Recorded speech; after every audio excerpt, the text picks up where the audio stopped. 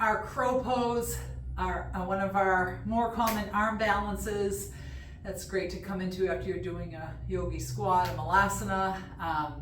Before you do a crow pose, we want to really warm up. We want to be going through some chaturangas and make sure we really understand that alignment of having that nice L shape with our arms as we're coming down. We're building up that strength in the arms and the strength in the core. Let's talk about how I like to get people into crow and see if it works for you today.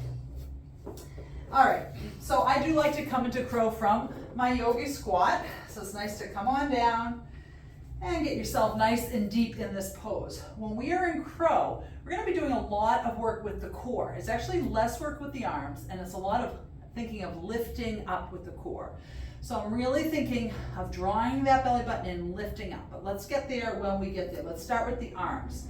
I want my chaturanga arms. I want my arms at 90 degrees, and I'm creating a shelf on the back of my arms. Crow, I'm gonna have my inside of my calves pressing into the triceps, the outside of my arms. Crane, which is more difficult for me and for a lot of people, is having those knees right up under in those armpits, and you're a lot higher up. So we're doing crow today.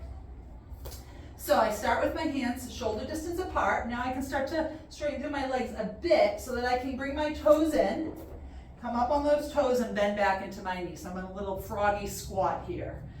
I'm finding chaturanga arms.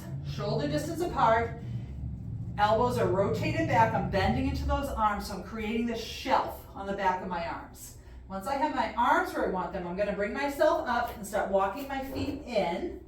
And then I'm really thinking about pressing the inside of my shin into the outside of my tricep. And I'm gonna be squeezing in, keeping my arms parallel to each other. I'm keeping them right under those shoulders. So I don't want my arms coming out, I want them nice and straight. And then I'm gonna be squeezing in with my inner shins.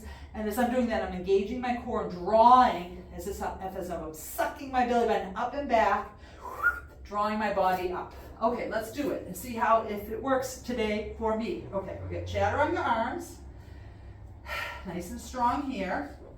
I'm bringing my hips up, and I'm going to create that little shelf, and then I'm squeezing in with those the inner shins, and then I'm really thinking about curling through the back, drawing up through that belly button. So you can stay here. Maybe one toe comes up, maybe both toes come up. Breathing here into our crow pose. So it's a beautiful one to play with. Really getting that core warmed up. Breathing, focusing, my gaze is straight in front of me, down on the ground. Some of it is strength.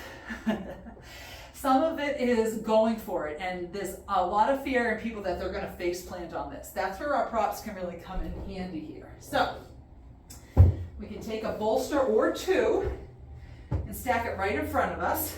So if you feel like you're gonna face plant, then you can go for it. You can face plant and know you have a nice soft landing here. I think one bolster might be enough. You can really play with this here.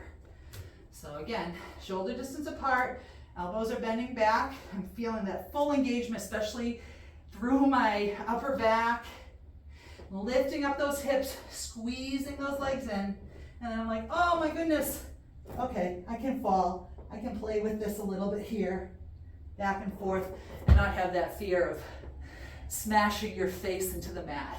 Another thing you can do is you can bring a block back behind you, or two.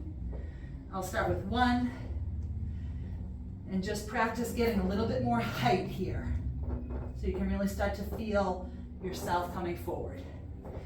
Let's take our time here as well. So I've got my nice shelf with my elbows straight back, squeezing those calves in, and practicing our crow pose.